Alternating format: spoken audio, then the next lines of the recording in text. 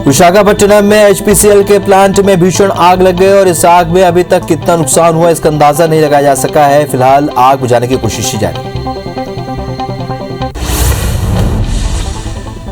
पहलवान सुशील कुमार को उत्तर रेलवे की नौकरी से निलंबित कर दिया गया क्योंकि उनके खिलाफ आपराधिक मामले की जांच चल रही है। ये जानकारी उत्तर रेलवे के सीपीआरओ दीपक कुमार ने दी है। बता दें कि कुछ दिन पहले ही उन्हें पुलिस ने गिरफ्तार किया था। पीएनबी घोटाले का आरोपी भगोड़ा मेहुल चौकसी अब एंटीगुआ बारबुडा से भी लापता हो गया बताया जा रहा है। वहां के मीडिया के मुताबिक पुलिस रविवार से चौकसी की तलाश कर रही है। चौकसी आखिर बार रविवार को 5:15 बजे शाम के वक्त उसकी कार में देखा गया था और उसकी कार तो मिल गई लेकिन चौकसी का पता नहीं चला। सरकार ने सोशल मीडिया प्लेटफॉर्म के लिए इसी साल 25 फरवरी को गाइडलाइन जारी की थी और इन्हें लागू करने के लिए 3 महीने का समय दिया था। डेडलाइन मंगलवार यानी कि 25 मई को खत्म हो रही है। फेसबुक, ट्विटर और इंस्टाग्राम जैसे सोशल मीडिया ने अब तक नहीं बताया कि गाइडलाइंस को लागू किया गया है या नहीं। ऐसे में सरकार इन पर एक्शन ले सकती है। सीबीआई के नए डायरेक्टर के लिए नामों पर चर्चा शुरू हो चुकी है। प्रधानमंत्री नरेंद्र मोदी की अध्यक्षता में सोमवार को हुई मीटिंग में नए डायरेक्टर के लिए 3 नामों को शॉर्टलिस्ट किया गया। इस पैनल में भारत के चीफ जस्टिस एनवी रमना और लोकसभा में विपक्ष के नेता अधीर रंजन चौधरी शामिल हैं। सूत्रों के मुताबिक उत्तर प्रदेश के डीजीपी एचसी अवस्थी, एसएसबी के डीजी कुमार राजेश चंद्रा और गृह मंत्रालय के विशेष सचिव वीएसके कौमुदी में से कोई एक सीबीआई का डायरेक्टर चुना जाएगा। ये पद फरवरी से खाली है और अभी अतिरिक्त निदेशक प्रवीण सिन्हा 3 फरवरी से सीबीआई के अंतिम प्रमुख हैं। चक्रवाती तूफान यास ओडिशा में 26 मई की शाम तक टकरा सकता है और इसके मद्देनजर उत्तरी ओडिशा के पारादीप में तूफान को लेकर अलर्ट जारी कर दिया गया है। यहाँ एनडीआरएफ की टीम ने मोर्चा संभालते हुए तैयारी शुरू कर दी है। वहीं मछुआरों को समुद्र में न जाने की चेतावनी के साथ तटीय इलाकों को खाली करा दिया गया। ओडिशा आंध्र प्रदेश बॉर्डर के पास बड़ा हादसा हो गया। यहाँ सिलेरू नदी में नाव पलटने से 8 प्रवासी मजदूर लापता हो गए हैं जबकि एक की मौत हो गई है। घटना चित्रकोड़ा पुलिस स्टेशन के समीप अंदर की है, सीमा अंदर की है और घटना के बाद से यहां पर रेस्क्यू ऑपरेशन शुरू हुआ। मध्य प्रदेश में 30 मई से अनलॉक की प्रक्रिया शुरू हो जाएगी। इससे लेकर शिवराज कैबिनेट की बैठक में सहमति बन गई है। बैठक में कोविड अनुकंपा नियुक्ति को भी मंजूरी दी गई। जीरम हमले की 8वीं बरसी पर सीएम भूपेश बघेल ने शहीद कांग्रेस नेताओं को श्रद्धांजलि दी। इस दौरान सीएम ने एनआईए पर जांच में सहयोग नहीं करने का आरोप भी लगाया और उन्होंने फिर घटना को सुपारी किलिंग बताया। झीरम कांड की 8वीं बरसी पर मंगलवार को बस्तर विश्वविद्यालय का नाम बदलकर शहीद महेंद्र कर्मा के नाम पर कर दिया गया है। इस मौके पर आयोजित कार्यक्रम में मुख्यमंत्री भूपेश बघेल वर्चुअल रूप से मौजूद रहे। विश्वविद्यालय भवन में आयोजित कार्यक्रम में झीरम कांड के शहीदों को याद कर श्रद्धांजलि दी गई। पूर्व सीएम कमलनाथ के खिलाफ दर्ज एफआईआर का विरोध शुरू हो गया। आज महिला कांग्रेस कार्यकर्ताओं ने सीएम हाउस पहुंचकर जमकर प्रदर्शन किया और सरकार के विरोध में नारेबाजी की, जिन्हें पुलिस ने हिरासत में ले लिया। मंत्री गोपाल भार्गव के बेटे अभिषेक भार्गव ने 10 बेड क्षमता का एक वार्ड बच्चों के इलाज के लिए शुरू करने की घोषणा की है। तीसरे चरण की लहर में बच्चों को सबसे ज्यादा प्रभावित करने की आशंका पर मंत्री गोपाल भार्गव ने अपने विधानसभा क्षेत्र रैली गढ़ाकोटा में प्रदेश का पहला चिल्ड्रन कोविड सेंटर तैयार किया।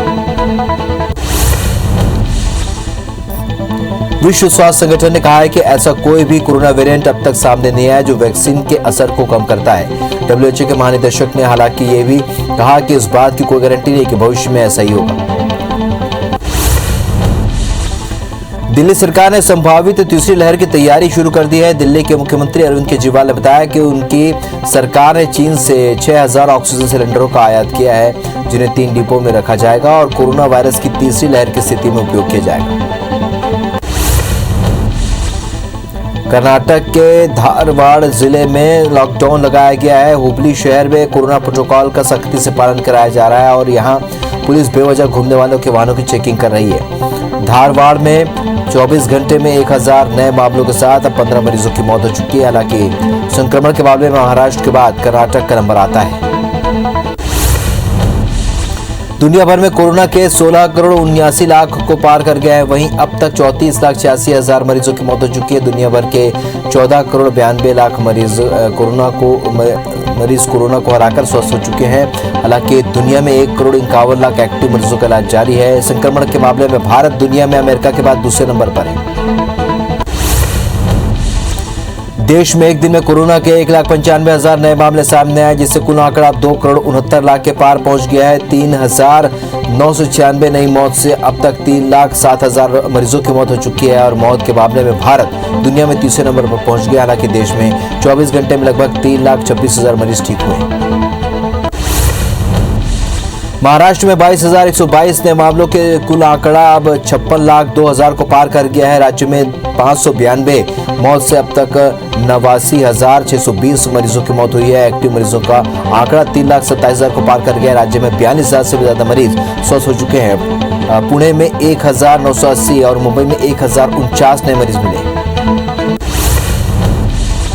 मध्य प्रदेश में 2,936 नए केस मिलने के बाद आंकड़ा अब 7,67,000 को पार कर गया है। प्रदेश में 60 मरीजों की मौत से अब कुल आंकड़ा 7,618 हो चुका है। मध्य प्रदेश में एक्टिव मरीजों की संख्या इस वक्त 53,653 पहुंच गई है। वहीं पिछले 24 घंटे में 6,989 मरीज डिस्चार्ज हुए हैं और इंदौर में 773 और भोपाल में 572 नए मरीज मिले।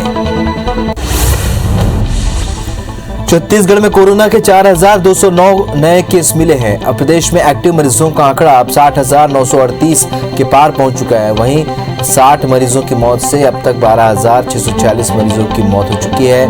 8,685 मरीजों के डिस्चार्ज होने के बाद आंकड़ा 8,79,000 को पार कर गया है। रायपुर में 175 और दुर्ग में 95 नए केस मिले।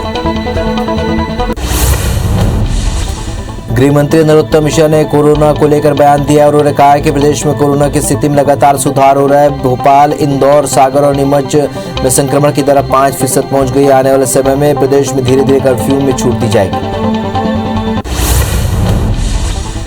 मध्य प्रदेश में ब्लैक फंगस के मामले दिनों दिन बढ़ते ही जा रहे हैं। अब तक प्रदेश में ब्लैक फंगस के 900 से भी ज्यादा मामले सामने आ चुके हैं। भोपाल में भी 250 से भी ज्यादा केस आ चुके हैं और पिछले 24 घंटे में भोपाल में 2 मरीजों की मौत भी हो चुकी है।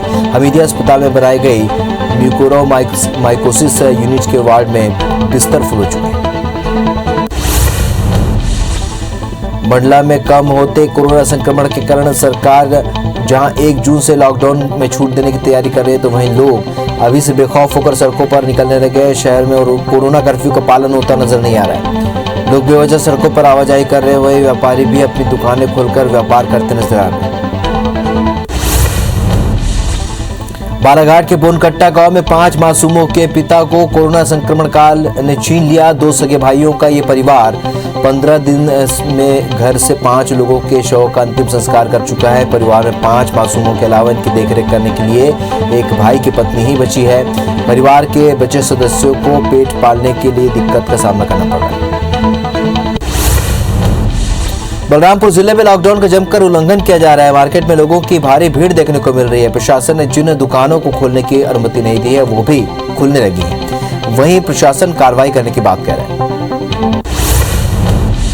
बड़वानी जिले में लागू लॉकडाउन के बावजूद दुकानदारों द्वारा दुकान खोलकर व्यापार करने पर पुलिस ने सख्त रुख अख्तियार कर लिया है। कुल 11 दुकानों को सील किया गया। 10 दुकानों के खिलाफ धारा 188 के तहत उल्लंघन का मामला दर्ज किया गया। साथ ही 11 दुकानदारों पर 12,300 रुपए का जुर्माना भी लगाया गया। रीवा के बीचे थाना क्षेत्र में लॉकडाउन का उल्लंघन कर शादी करने पर पुलिस ने कार्रवाई की है। तकरीबन आधा दर्जन से भी ज्यादा लोगों पर मामला दर्ज कर उन्हें गिरफ्तार कर लिया गया। इस कार्यक्रम में 100 से भी अधिक लोग शामिल हुए। आयोजन थाने से 200 मीटर की दूरी पर हो रहा था। ऐसे में पुलिस पर सवाल उठना लाजमी है। सागर में कोरोना कर्फ्यू के दौरान एक दूल्हे की पिटाई का मामला सामने आया। घटना रहली के ग्राम रामपुर की है, जहां पर ढोल बजाने को लेकर हुए विवाद पर लोगों ने दूल्हे की पिटाई कर दी। पीड़ित की शिकायत पर पुलिस ने आरोपियों के खिलाफ केस दर्ज कर जांच शुरू कर दी। रायगढ़ में कोविड मरीजों को स्वास्थ्य योजना का लाभ नहीं देने के मामले में जिला प्रशासन ने 2 अस्पतालों पर 50,000 रुपए का जुर्माना लगाया है। जिन 2 अस्पतालों पर जुर्माना लगाया गया है उनमें फोर्टी जिंदल और इसके अलावा संजीवनी नर्सिंग होम शामिल है। कोरोना से लड़ने वेंटिलेटर, ऑक्सीजन कंसंट्रेटर, टेस्टिंग और पीपीई किट लेकर वायुसेना का विमान माना विमानतल रायपुर पहुंचा। भाजपा सांसद और विधायक ने छत्तीसगढ़ की जनता के इलाज में केंद्र सरकार द्वारा लगातार किए जा रहे सहयोग के लिए प्रधानमंत्री नरेंद्र मोदी और स्वास्थ्य मंत्री डॉक्टर हर्षवर्धन का आभार व्यक्त किया। छत्तीसगढ़ के ऐसे जिले जहां पर कोरोना संक्रमण की दर 8% या इससे कम है, वहां बिना किसी बंदिश के बाजार खुलेंगे, लेकिन शाम 6 बजे के बाद से नाइट कर्फ्यू का पालन करना होगा। वहीं रायपुर शहर में अब तक चुने हुए 11,000 राइट लेफ्ट के सिस्टम से खुल रहे थे और 25 मई यानी कि आज से इसे पूरी तरह से खोलने को कह दिया गया। पत्थलगांव के किसानों की लीची की फसल का स्वाद लेने वाले नहीं मिल रहे हैं। लॉकडाउन में परिवहन बंद होने से किसान लीची को बाहर नहीं बेच पा रहे हैं। झारखंड और उड़ीसा के बाजार में जशपुरिया लीची की जबरदस्त डिमांड रहती है। बसों से के पहिए थमने से किसान अपनी लीची को बाहर नहीं बेच पा रहे हैं, जिससे उनको खासा नुकसान हो रहा है। पखांजूर के कूड़ेनार धान खरीदी केंद्र से धान का उठाव नहीं होने पर जिससे हजारों कुंटल धान बारिश में खराब होने की स्थिति में आ गया है। अव्यवस्था का आलम यह है कि धान को सही रूप से नहीं रखा गया है। चारों तरफ बोरियां पड़ी हुई, लेकिन इस ओर कोई भी ध्यान नहीं दे रहे। डबरा में रेत के अवैध कारोबार पर पुलिस ने शिकंजा कसा है। पुलिस ने 7 पनडुब्बियों को जब्त कर नष्ट कर दिया। बता दें कि पनडुब्बी की कीमत 4 से 5 लाख रुपए होती है। डबरा एसडीओपी विवेक शर्मा के नेतृत्व में पिछोर गिजोरा थाना क्षेत्र में कार्रवाई की गई। मुरैना में चंबल नदी में अवैध उत्खनन से घड़ियाल और कछुओं के विलुप्त होने का खतरा मंडराने लगा है। माफिया वन विभाग के एसडीओ पर अब तक 3 बार जानलेवा हमला कर चुका है। चंबल नदी में जलीय जीवों के संरक्षण के उपायों से इनकी संख्या में इजाफा हुआ है, लेकिन चंबल नदी की विविधता को बचाने प्रशासनिक अमले को सक्रिय होना पड़ेगा। सोशल मीडिया में अपने पुलिस अधिकारी पर आरोप लगाने वाले लखनपुर थाना क्षेत्र के कुन्नी चौकी में पदस्थ प्रधान आरक्षक मनीष तिवारी को निलंबित कर दिया गया है। मनीष तिवारी ने अपने एसडीओपी पर पैसे लेकर आरोपी को छोड़ने का आरोप लगाया था। बलरामपुर के नवकी गांव में शादी में डीजे बंद करवाने गई पुलिस टीम पर हमला हो गया। ग्रामीणों के हमले से एक आरक्षक के सर पर मामूली चोटें आई हैं और जिसे राजपुर अस्पताल में भर्ती कराया गया, जहां पर उसका इलाज चल रहा है। पुलिस मामले की जांच कर रही है। राजधानी रायपुर में पार्टी करते हुए 25 लोगों को पुलिस ने गिरफ्तार किया। कोतवाली पुलिस ने गंजपारा इलाके से शकुंतला कॉम्प्लेक्स की छत पर दबिश देकर सभी को गिरफ्तार कर लिया है। ये सभी निगरानी शुदा बदमाश मनीष उर्फ विक्की गिरी गोस्वामी का जन्मदिन मना रहे थे। वहां से हुक्का और बड़ी मात्रा में शराब की बोतलें भी जब्त की गई। दुर्ग में जिला चैंबर ऑफ कॉमर्स के उपाध्यक्ष प्रकाश सांखला के ठिकानों पर डीआरआई की रेड पड़ी है और टीम ने घर, दुकान समेत कई ठिकानों पर दबिश दी है। दरअसल राजनांदगांव में कार्रवाई के दौरान इनपुट मिलने पर छापा मारा गया। इंदौर के पलासी इलाके में पुलिस ने फ्लैट में बंद बुजुर्ग महिला की जान बचाई। दरअसल बुजुर्ग महिला घर पर ही कई दिनों से पड़ी हुई थी, जिसकी सूचना मिलते ही पुलिस ने दरवाजा तोड़कर बाहर निकाला और अस्पताल तक पहुंचाया। महिला के बेटे और पति ऑस्ट्रेलिया में है और वो अकेली रहती है। ग्वालियर पुलिस ने एक ट्रक से 410 पेटी शराब पकड़ी है, जिसकी कीमत 40 लाख रुपए बताई जा रही है। पुलिस ने आरोपी ट्रक चालक को गिरफ्तार कर लिया है। तस्कर पंजाब से ट्रक में लकड़ी के बीच छिपाकर शराब की तस्करी कर रहा था। फिलहाल पुलिस ने आगे की जांच शुरू कर दी है। ग्वालियर में एक रिटायर्ड एसआई की बदमाशों ने हत्या कर दी। घटना बहुड़ापुर थाना क्षेत्र के श्री विहार कॉलोनी की है। मृतक मेघ सिंह कुशवाहा घर में अकेले ही रहते थे। इधर सूचना मिलते ही पुलिस मौके पर पहुंचकर जांच पड़ताल में जुट गई। धमतरी जिले के नगर पंचायत कुरुद में 23 मई की सुबह घर के छत पर एक शिक्षक दंपति का शव मिला था। अज्ञात आरोपियों ने दोनों का सर पत्थर से कुचलकर बेरहमी से मौत के घाट उतार दिया था। वहीं हत्या को 3 दिन होने के बाद भी पुलिस के हाथ अब भी खाली हैं। अभी तक पुलिस को आरोपियों के संबंध में कोई सुराग नहीं मिला। जबलपुर के मंझौली थाना क्षेत्र में जादू टोने के शक में 2 पक्षों के बीच खूनी संघर्ष हो गया। घटना मंझौली के नंदग्राम में हुई। यहाँ पर रहने वाले प्रमोद पटेल और मुकेश पटेल के परिवार एक दूसरे के खून के प्यासे हो गए। प्रमोद के घर में हाल ही में एक परिजन की मौत हुई थी। इसके बाद उसे मुकेश पर जादू टोने का शक था और पुलिस ने दोनों पक्षों पर बलवा की धारा में मामला दर्ज किया है।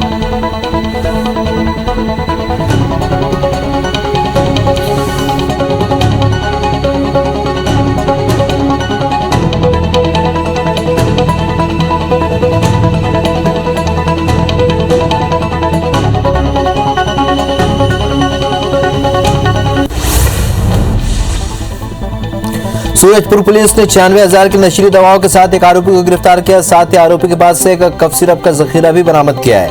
पुलिस के मुताबिक उन्हें मुखबिर से सूचना मिली थी कि मस्जिद मोहल्ला सूरजपुर का सुहेल खान नशीली कफ सिरप बिक्री करने के लिए ग्राहक की तलाश कर रहा था और पुलिस ने घेराबंदी कर आरोपी को पकड़ा।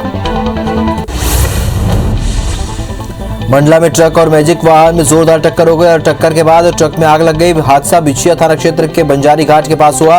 फिलहाल सूचना मिलते ही पुलिस ने मौके पर पहुंची। छत्तीसगढ़ में टूल किट को लेकर टकराव जारी है। सीएम भूपेश बघेल ने ट्वीट कर रमन सिंह और आरएसएस पर निशाना साधा है, तो उन्होंने लिखा है कि सांच वाँच नहीं। साथ ही उन्होंने संघ की शिक्षा पर भी सवाल उठाया। कवर्धा के बरेंडा में महिला ने एक शिक्षक पर दुष्कर्म की कोशिश करने का आरोप लगाया। साथ ही मामले में रेंगाखार थाना पुलिस पर भी जांच नहीं करने का आरोप लगाया। इतना ही नहीं, पुलिस ने पीड़िता और उसके पति पर मारपीट के तहत मामला दर्ज किया है। पीड़ित दंपति एसपी कार्यालय पहुंचकर मामले की शिकायत की है। वहीं एसपी ने जांच करवाकर कार्रवाई का आश्वासन दिया। भाटापारा में चाइल्ड पोर्नोग्राफी के मामले में पुलिस ने एक आरोपी को गिरफ्तार कर लिया है। टीआई विजय चौधरी ने बताया कि ये कार्रवाई दिल्ली के एनसीआरबी से सूचना मिलने के बाद की गई है। आरोपी अपने मोबाइल पर पोर्न वीडियो डाउनलोड कर शेयर करता था। फिलहाल आरोपी का मोबाइल जब्त कर लिया गया। छत्तीसगढ़ में ओडिशा और झारखंड से लगे जिलों में चक्रवाती तूफान यास का प्रभाव दिखने लगा है। मौसम विभाग के अनुसार ओडिशा और झारखंड से लगे हुए जिलों में एक दो स्थानों पर भारी वर्षा के साथ बिजली चमकने की संभावना है। वहीं तेज हवाओं के साथ हल्की से मध्यम बारिश हो सकती है। आज से नौतपा शुरू हो गया, यानी कि अगले 9 दिनों तक तेज गर्मी रहेगी और इस दौरान सूर्य की किरणें सीधी धरती पर पड़ती हैं। इस दौरान वृषभ राशि में 4 ग्रहों की युति होने से गर्मी का असर ज्यादा होगा और तेज गर्म हवाएं चलेंगी। मौसम के लगातार खराब होने और एक के बाद एक आ रहे तूफान के कारण बलरामपुर जिले में तेंदूपत्ता खरीदी बुरी तरीके से प्रभावित हो रही है। इसके चलते पहले ताउते और अब यास तूफान के कारण जिले में खरीदी पिछले एक सप्ताह से बंद है और 1-2 दिनों में ही खरीदी होने के बाद ही जहां ठेकेदारी प्रथा है वहां पर तेंदूपत्ता की खरीदी को बंद कर दिया गया। छत्तीसगढ़ में चक्रवात का असर दिखने लगा है। लोरमी इलाके में अचानक मौसम में बदलाव के साथ ही तेज आंधी तूफान चल रही है। मौसम वैज्ञानिकों के मुताबिक 27 मई से प्रदेश के पूर्वी इलाके में यास चक्रवाती तूफान के आने की संभावना है, जिसे लेकर प्रदेश के कुछ इलाकों में अलर्ट जारी किया गया है।